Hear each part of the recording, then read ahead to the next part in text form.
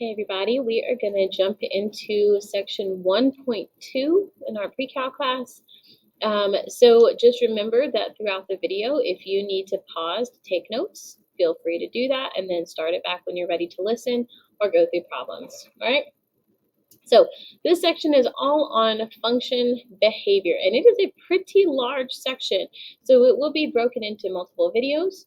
So make sure that you catch all of it. You know, you don't want to miss anything, but they are pretty long. So it's a pretty long section. It's going to take a few days to get through.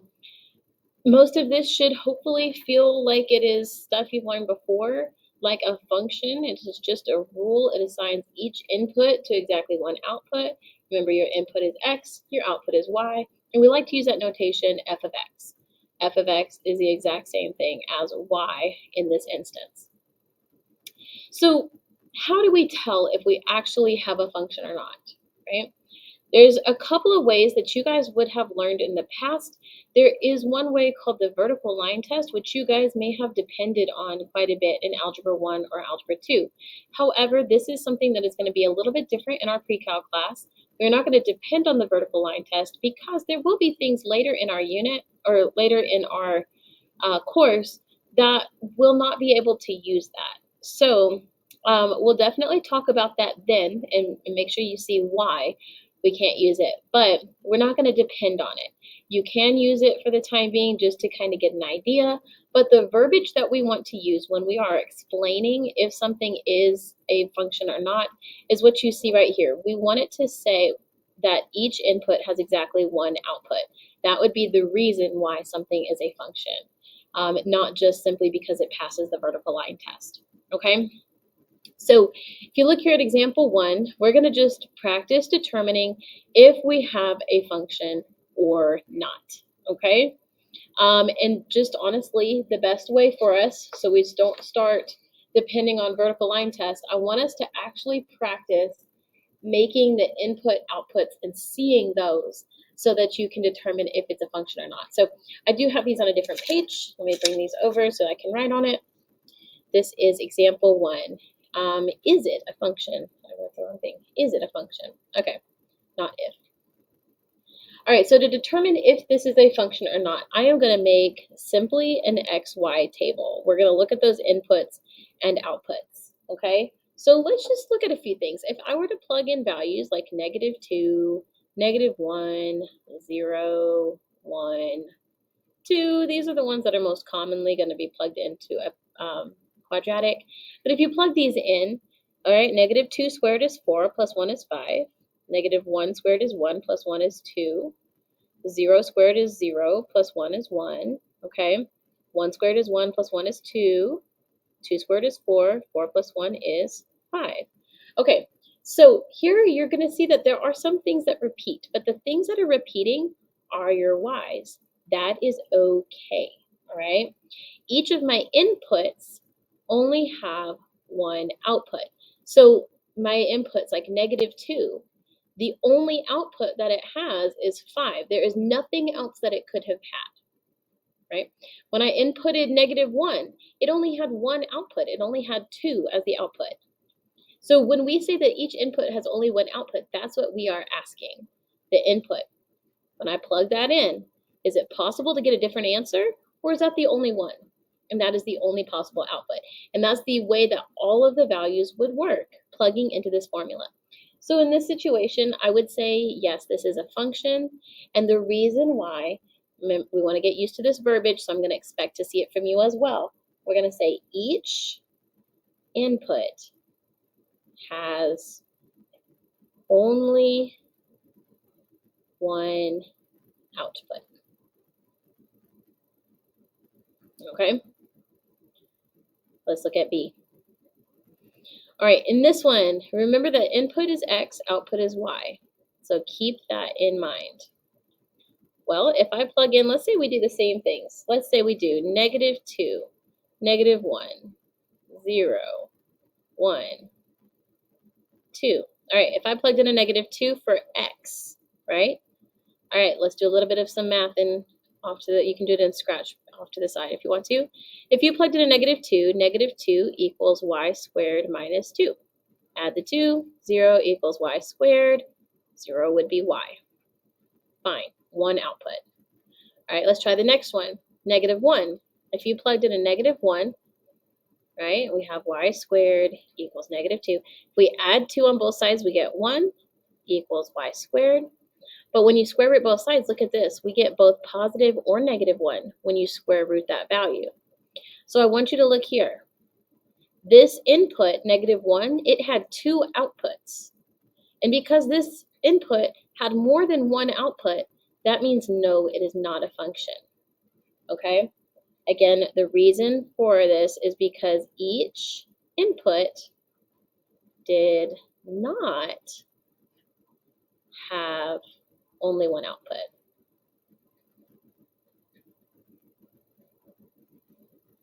And again, that's the reasoning they want us to use.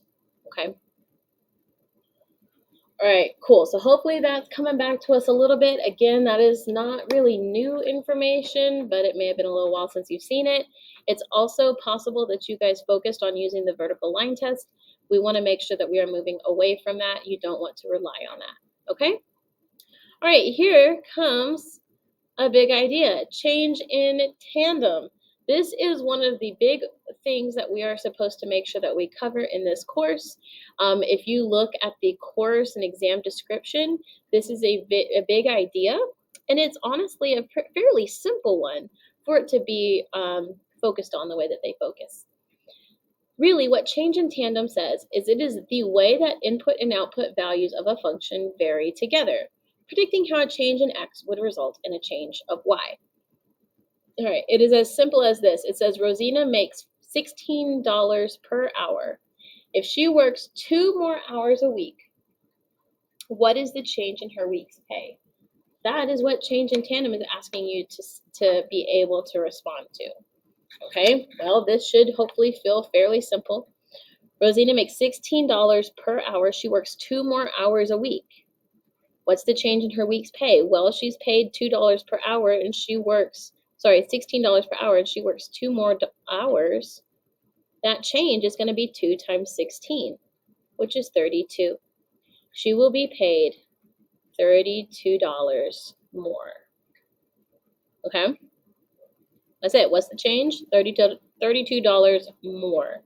Okay? Make sure we're specific on the fact it's not just 32. $32 more. Okay?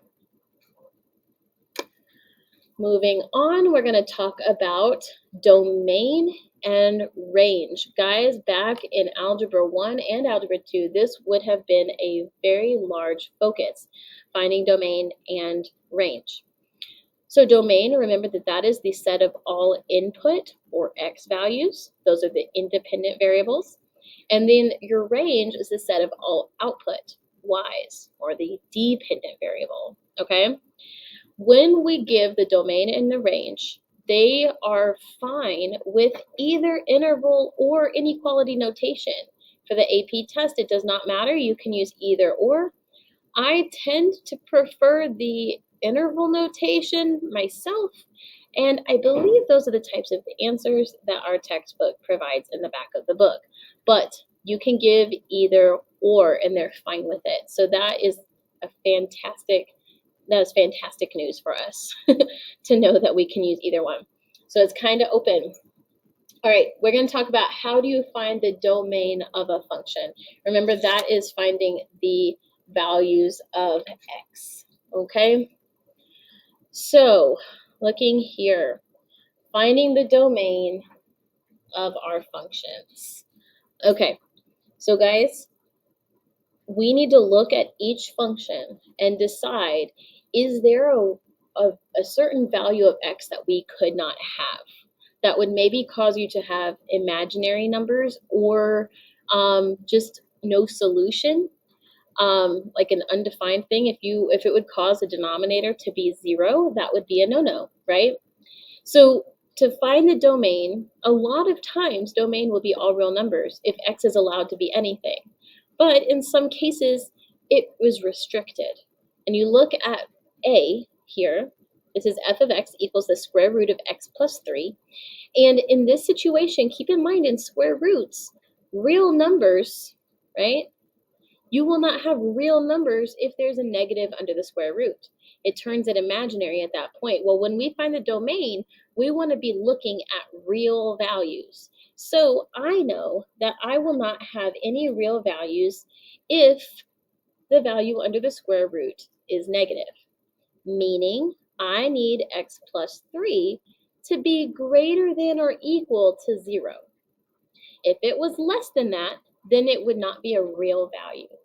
Okay, so we're going to solve this real quick. It's that easy of just moving the 3 over, add 3 to both sides, and we know that x is going to have to be greater than or equal to negative 3. All right, now that would be what we call inequality notation. Remember how I said that that would be fine. Another notation, which is very common and honestly the one I believe that's in the back of your textbook, so you can check your answers. But another way to give your domain for this would be saying that we know that this is greater than or equal to negative 3, meaning that it could be negative 3 all the way up to positive infinity. And you can't reach infinity, so that's why we put a little curve thing here. So because it is possible for that to be equal to negative 3, we put a bracket. It is impossible to reach infinity, so we put a little curved parenthesis there on this side. But we're saying that x could be anything from negative 3 all the way up to infinity. Either one of those notations are considered fine, okay? So either one, all good. All right, look at B, g of x. And we have a couple interesting things going on here. This numerator, right, we've got a square root in that numerator. And remember how we said we don't have real numbers if there are negatives under the square root.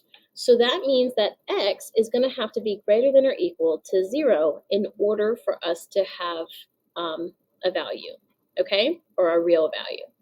But the other thing is that we're not allowed to have a 0 in this denominator because you cannot divide by 0. You can try it all day long. It does not work. Your calculator will tell you either undefined or error or something. It will not give you a value, okay?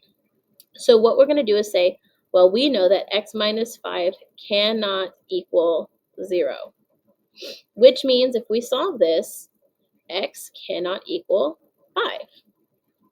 So we have a couple of things here. Number one, x is going to have to be greater than or equal to 0, but it also cannot be 5. And those would be like your kind of inequality type of notation. But I usually like to see interval as well. So remember how we said it's going to be greater than or equal to 0. So it can equal 0. That's why we put the little bracket here. And then that's going to go all the way up to 5, but it can't reach 5 because it cannot be equal to it. So that's why we put a parenthesis. The next thing we do is because we also could have something more than 5, that's fine. Then we can say union. And then we would have 5 all the way up to positive infinity. Okay, but remember we put these parentheses when it cannot be equal to it. All right. Either one of those would really be okay. Honestly, the inequality notation, we could get a little bit more nitpicky. They don't typically like to see the not equals to if you can avoid it. So you can get a little bit more picky, but it would be okay, I think, for me. All right, so C. I think this is a really interesting one because this starts trying to bring this in context of an actual thing rather than just arbitrary equations.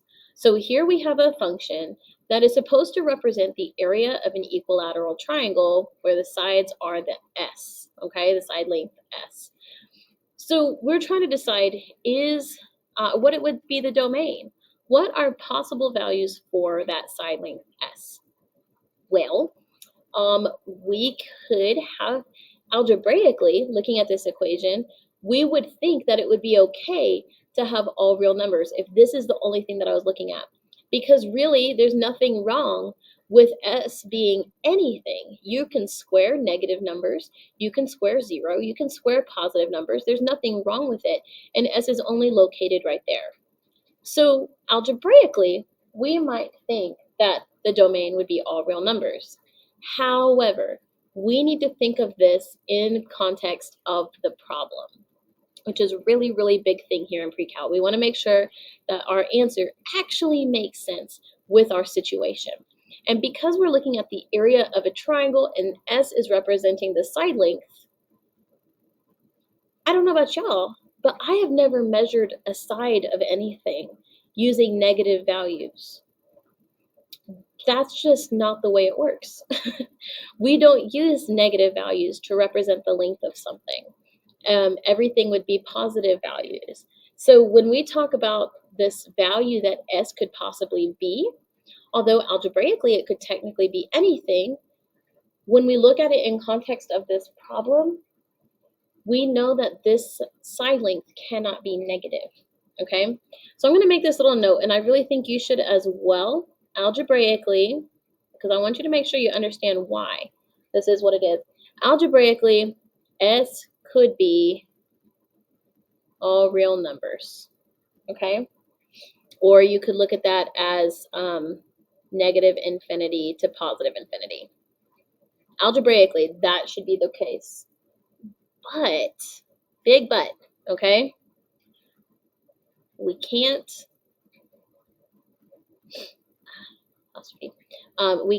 have a negative side length. So our domain here is actually going to be from 0 to positive infinity. Or you could say S is greater than or equal to 0. Okay?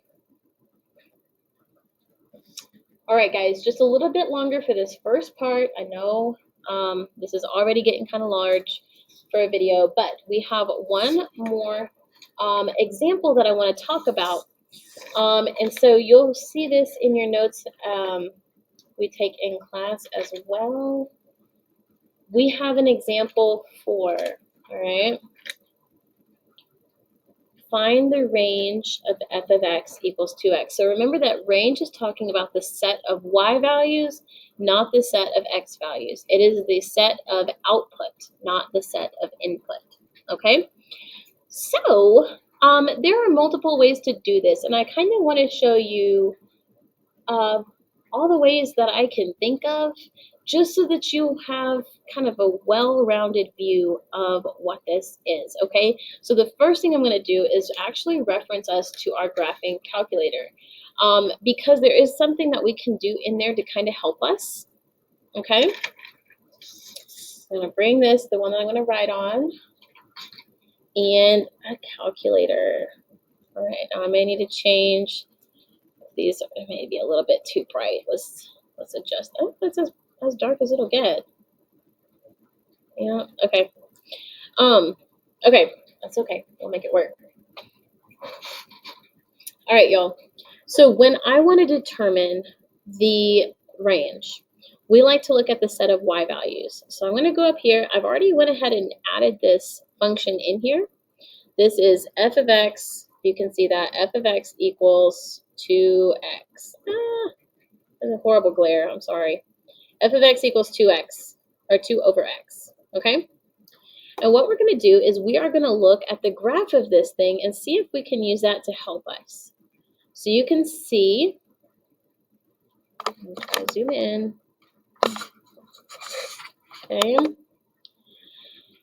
You can see here what this graph kind of looks like. You have this odd behavior here where these where this little graph, it's in yellow here, is kind of swooping on either side. And it never actually reaches the y-axis, and it never actually touches the x-axis.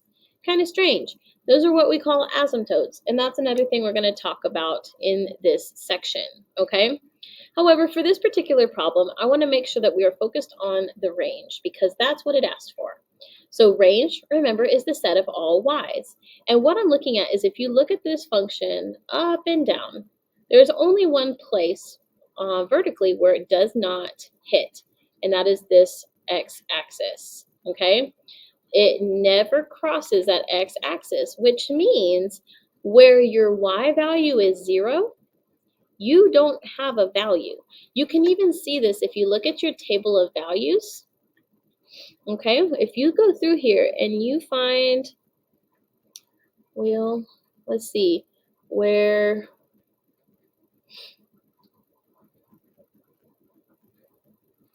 you'll never end up seeing, you can go here, look. When x is 0, you have undefined. That is just showing the vertical asymptote.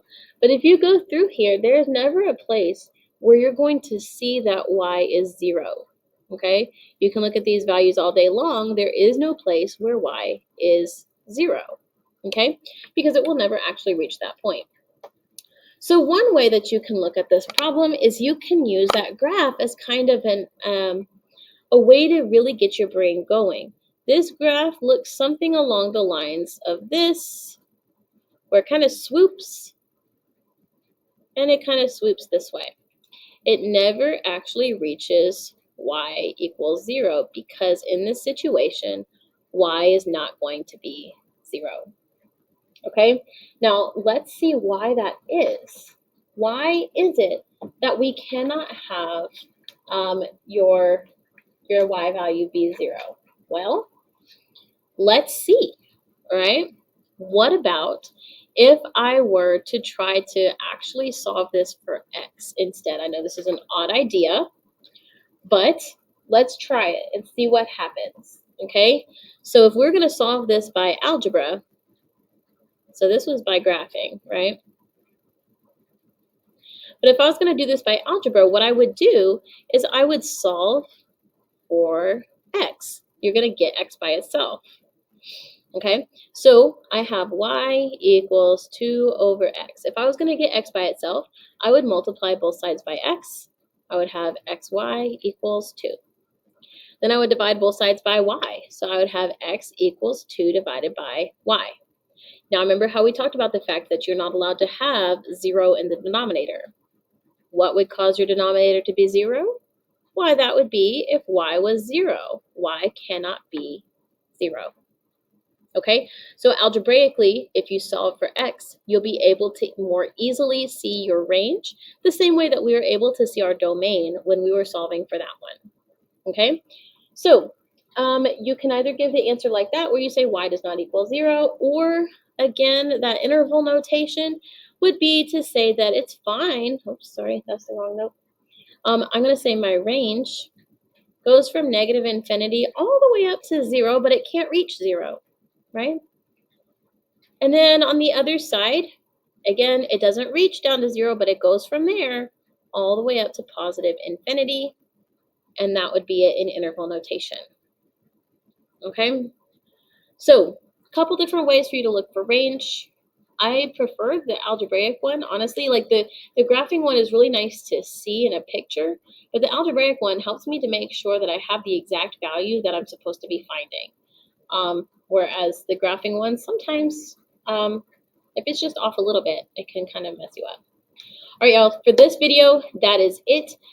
Make sure to continue watching the other ones from this section if you missed any other days or you need to see those notes, because this is definitely not it for 1.2. There will be more. So stay tuned, and I will see y'all in the next video. Okay, bye.